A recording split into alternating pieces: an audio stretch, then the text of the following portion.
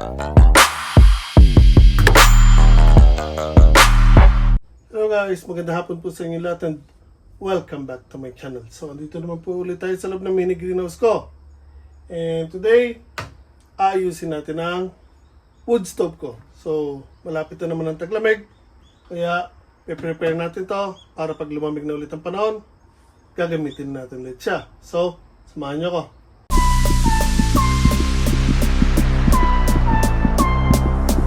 So again guys, tulad na sabi ko, prepare po natin to o ihahanda natin ang wood stove para po sa coming winter dahil lumalamig na naman po. And soon, gagamitin na natin ulit siya. Pero before that, kailangan kong ayusin muna tong gasket niya at seal. Ito. So, yung dati nakalagay dito na seal, ito, itong rope niya, dahil sobrang tagal, nagputol-putol na po. So, nung nabili ko siya, ito pa yung tali niya. And, since na wala na siyang seal dito, pag ginagamit natin siya, minsan, yung usok kasi lumalabas dito pag wala yan. So, ito, bumili ako ng bago. And, ito yung gasket na sealant niya. Lalagyan natin to para dumikit to dito sa cover ng wood stove natin. Pero bago natin gawin yan, or bago natin ilagay ito, kailangan ko muna linisan itong paglalagay niya para hindi po siya matanggal agad. So, dito meron pa rin mga dumi sa loob. Ilinisin natin yan. And once na malinis natin to, baka testingin natin. So, after natin linisin ang loob nito, lagyan ng gasket. So, ito naman exhaust. Ang ayusin natin. Lilinisin natin ang loob. Then, lalagyan natin ng aluminum tape. Yung mga connection niya. Kasi, kapupok-pok ko dyan. Sira na yung mga na ilagay ko dati na aluminum na tape. And minsan, pag masyado malakas yung hangin sa labas, pag pumasok doon, may exhaust, bumabalik minsan yung usok sa loob at sumisingaw dyan sa mga may gap. So, lalagyan natin ito para finally mawala na yung mga gap or ma-eliminate natin yung mga gap sa mga exhaust natin or dugtungan ng exhaust. And wala na tayo magkakaroon ng leak. So, linisin ko na to guys. Okay guys, so tulad ng sabi ko, dito po natin ilalagay yung panibagong gasket natin. Ito or yung seal, yung rope, para ma-eliminate natin yung usok. And lilinisin din natin yung kalat pa dyan sa loob. Yung natirang sinigan natin or yung huling pagkakagamit natin, ayan pa po yung abo. So lilinisin din natin yan. Then afterwards, ito may dugtungan tayo dyan pero wala na po yung tape. Ito naman po, naputol na yung tape dahil paminsan-minsan nagbi-build up po yung mga latak dyan or dumi. So kailangan natin baklasin to para malinis. Dahil pag hindi natin nilinis yung mga dumi dyan, hindi po dumadaloy na maayos yung usok. So kaya natanggal na yan. Then, re-replace natin ng panibago. Pero before that, bago natin lagyan ng panibagong tape, kailangan muna natin linisin yan. Meron tayong panglinis dito, yung brush.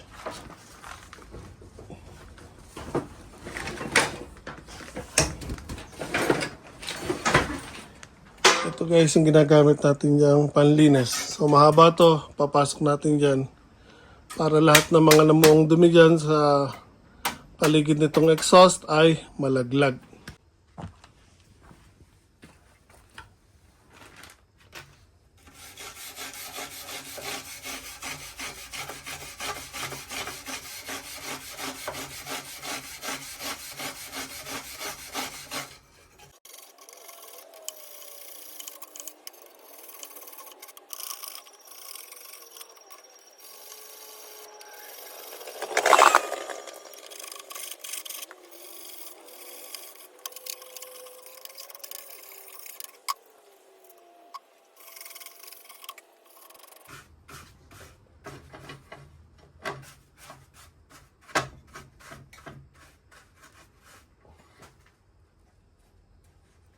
Okay, so bago natin ilagay yung gasket at yung panibagong seal, kailangan ko munang tanggalin tong dumi dito sa loob.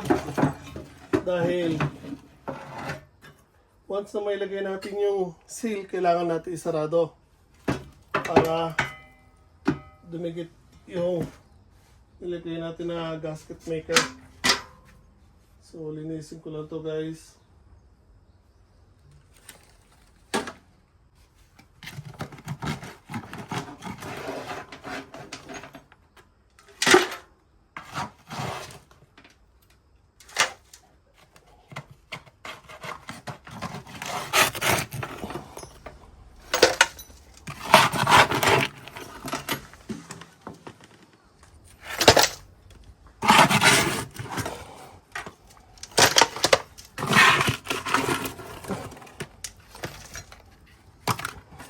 Ito binatira pang kahoy.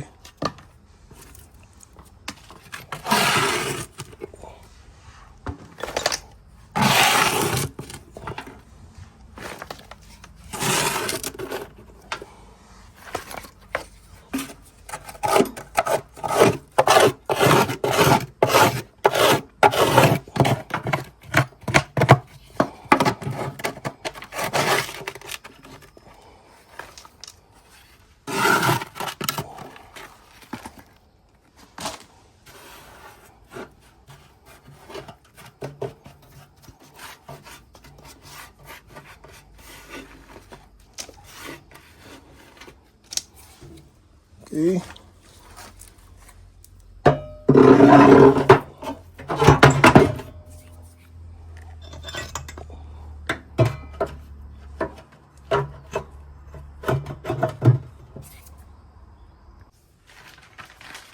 So, tapos na natin linisin yung loob. Now, lagyan na natin ang panibago nating gasket.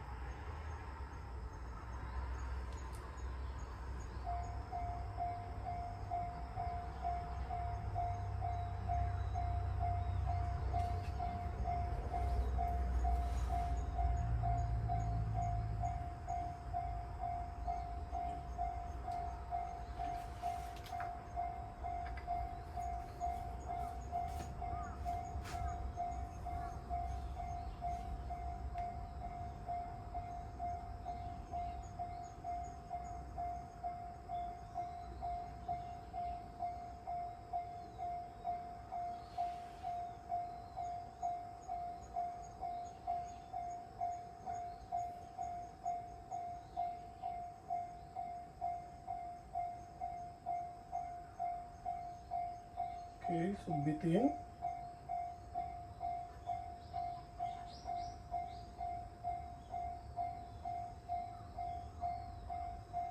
Bitin yung nabili natin gasket guys. Ang gagawin ko, kukuha ko dito sa dati. Gagawin natin pandugtong.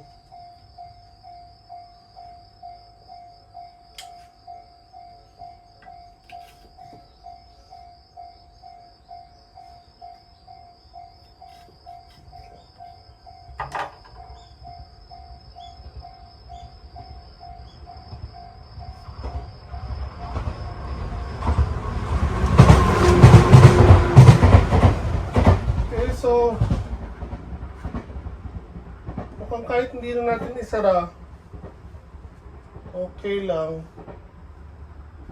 Hindi siya malalaglag.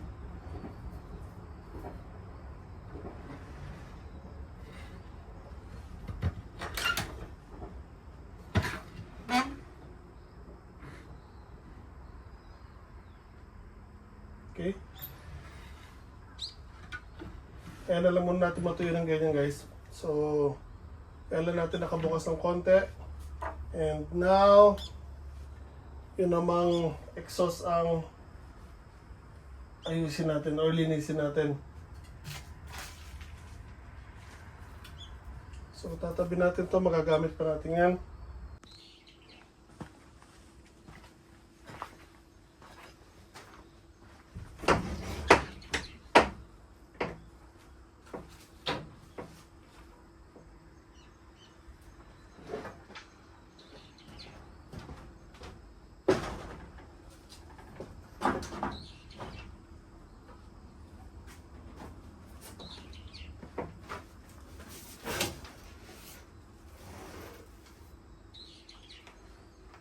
Okay guys, so ito yung sinasabi ko na namumuong dumi sa loob ng exhaust. Ayan po guys. So, kapag lagi natin ginagamit yan, yung heater natin, so kumakapal po ng kumakapal yan. And kapag konti na lang or maliit na lang yung butas na daanan ng hangin, nahihirapan po yung wood stove natin. So, hindi po siya gagana na maayos. Kaya, from time to time, kailangan po natin linisin yan. So, kung dito, hindi masyadong madumi, pero itong pinaka-elbow niya, o yung curve niya, yan po guys, so kumakita niya ang kapal na. So, lilinisin pa rin natin to. Ayan, pati yung sa labas. And, ito, lilinisin din natin yan guys. So, unahin lang natin to.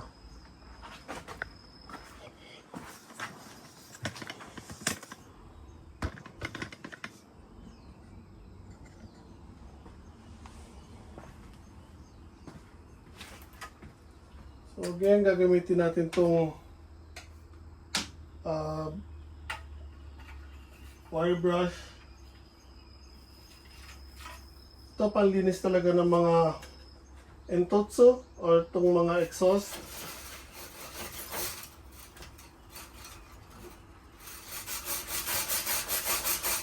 Excuse me. So dito sa may connection na to, meron ng mga build-up. Ayan o, meron din siya nababangga or may tinatamaan.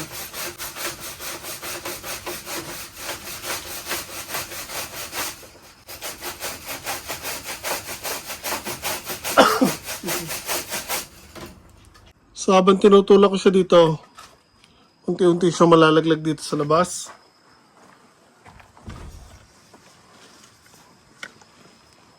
Yan guys, lalabas yung mga latak dito sa loob.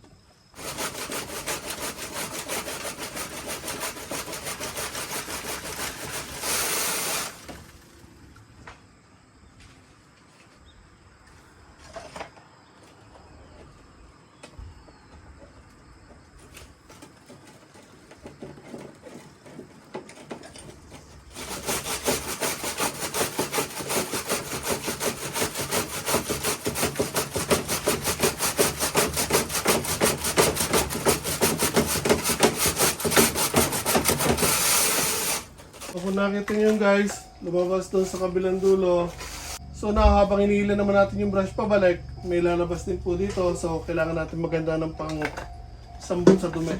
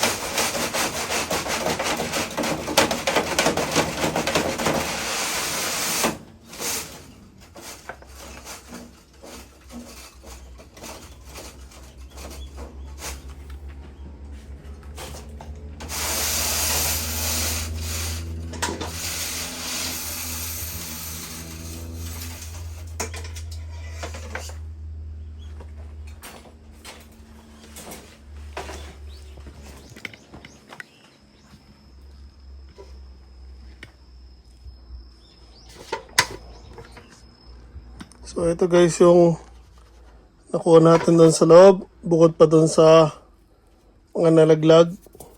So tapon natin yan. So guys, next naman ay itong pinaka-elbow.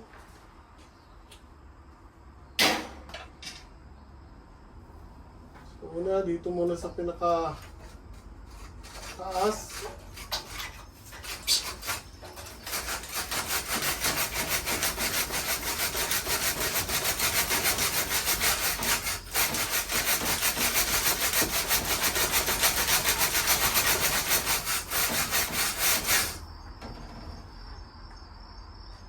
Okay, so babagsak dito yun.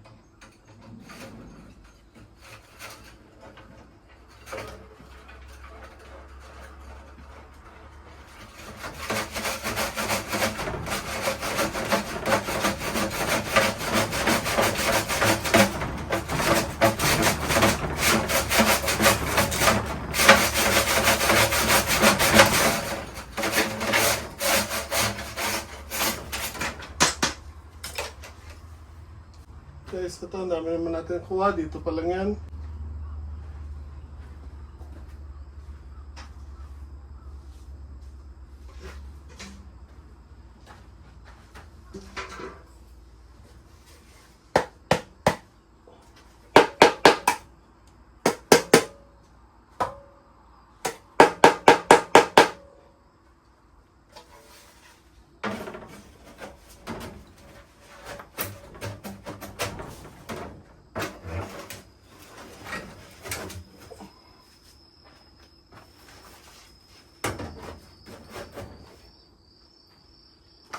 Okay, so yung sa labas naman linisin natin guys.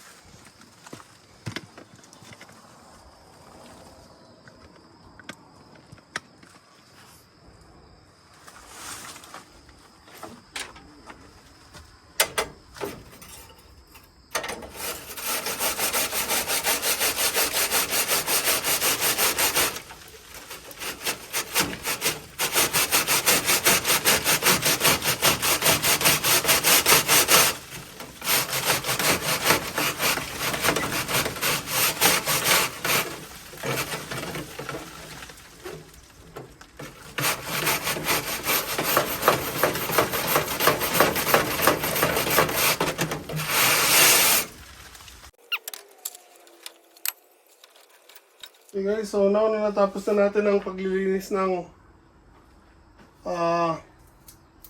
wood stove natin and tong exhaust. Pwede na natin siyang lagyan ng aluminum tape. So again guys, aluminum tape hindi gum tape.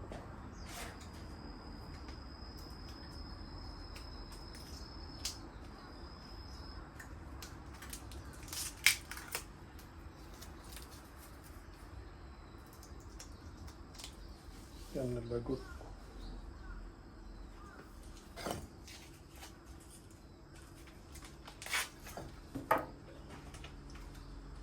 Manipis lang to guys. Meron din makapal nito pero medyo mahal. So hindi naman natin kailangan yung masyado makapal dahil lagi naman natin mini-maintain to. Kaya kahit itong manipis lang, okay lang.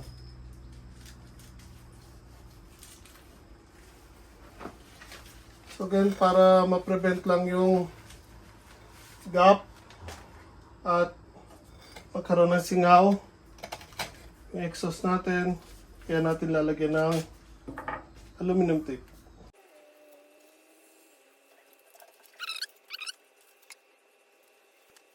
So yung complete checkup niya ng wood stove exhaust at least once a year bago nyo gamitin or bago dumating ang winter o kaya after ng winter, pwede nyo na rin silang maintain or check para pagdating ng sunod na gamitan niya, naka-ready na siya. So, mas maaga nyo siyang linisin, wala naman pong problema yung mas maganda.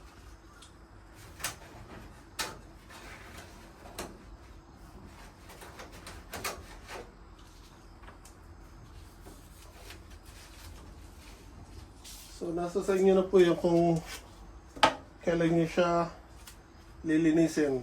Right after nyo siya gamitin or before nyo siya gamitin. Whichever, okay lang guys. So, kung may extra time naman kayo, mas maaga, mas maganda actually.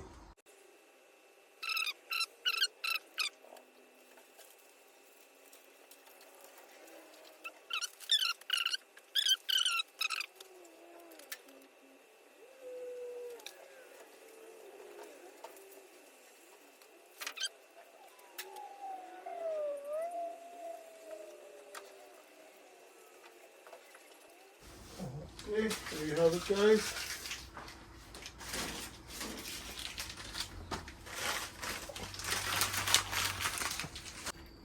Okay guys, so there you have it. Tapos na po tayo mag-maintenance ng ating wood stove. Nalinis na rin po natin yung exhaust ng ating wood stove.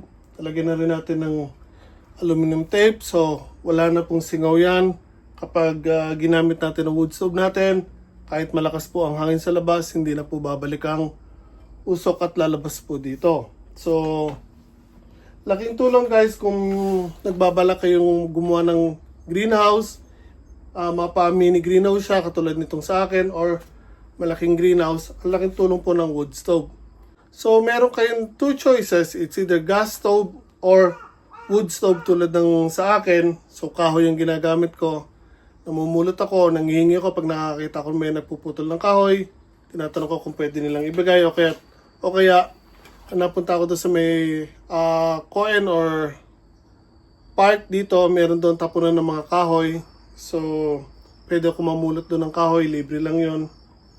So, iniipon ko lang yon and yun ang ginagawa kong panggatong dito. So, nakakatipid ako doon kaysa sa gas. Dati, nagtry ako ng gas.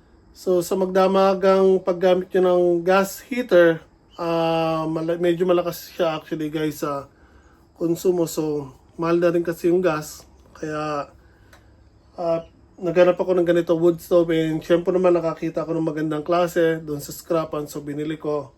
After that, ito na po ang ginamit ko. So, yung gas heater ko, nakaabang pa rin just in case na naubusan ako ng kahoy. O kaya sa umaga, pagpapasok ako sa trabaho kasi ginagamit ko tong wood stove sa gabi pag andito ako. So, pag wala naman ako, and halimbawa, nag-i-snow na. So, bago man ako umalis ng bahay, lalagyan ko pa rin siya ng kahoy. So, by the time na maubos yung kahoy dito, meron naman akong nakaabang na gas stove. Bago ako umalis ng bahay, iniiwanan ko na yung nakasinde. So, nakalow lang siya dahil, again, gumagana pa tong wood stove natin. So, mainit pa dito. Kahit nakalow lang yung gas stove ko, okay lang siya.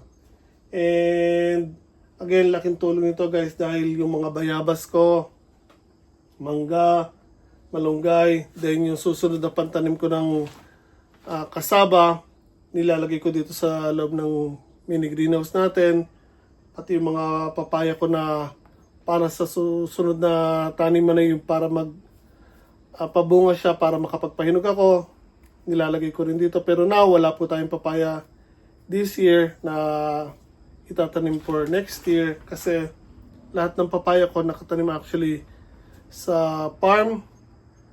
Although may bunga na sila, kaya nga lang wala ako para reserve na itatabi ko ngayong winter. Hindi ako nakapagtanim ng spare or hindi ako nakabili ng spare. So, again, lahat ng tropical fruit trees ko, pinapasok ko dito sa loob ng mini greenhouse once na mag-start na siyang lumamig. So, hindi siya pag malamig na sakto, guys. Papalamig pa lang, pinapasok ko ng mga halaman ko dito. So, ang talagang sobrang lamig dito na hindi kakayanin ng mga halaman ko ay December. Pero November pa lang, pinapasok ko na yung mga tropical fruit trees ko. So, pinagsisiksikan ko lahat sila dito, guys. So, dikit-dikit ang mga fruit trees ko dito. Bayabas, mangga, jujube, o kung ano man na kailangan ko pa ilagay dito. Yung avocado, malunggay.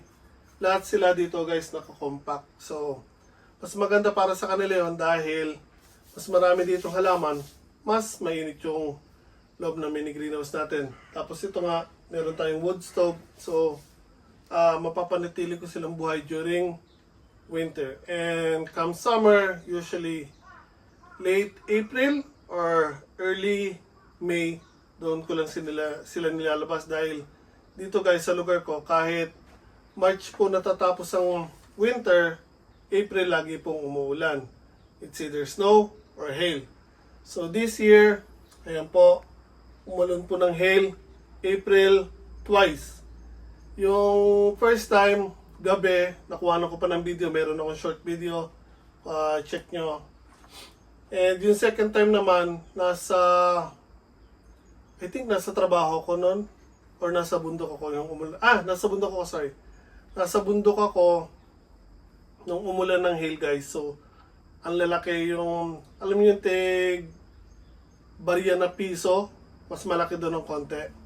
So, ganun kalalaki yung pumatak na hail or yellow. Sakto, papauwi ako na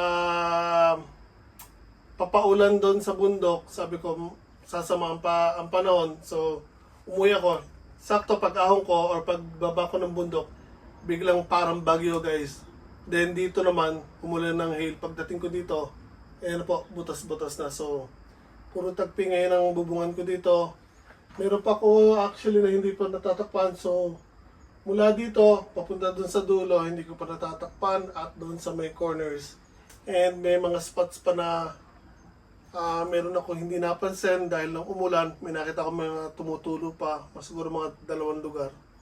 So, yun, ayusin ko pa yun. So, October na ngayon, guys. Saglit na lang. Ipapasok na ulit natin ang mga halaman natin. And, ayan, kaya po tayo nagpe-prepare. So, inayos ko rin na mas maaga tong wood stove ko dahil yung mga sibuyas ko, guys, dito.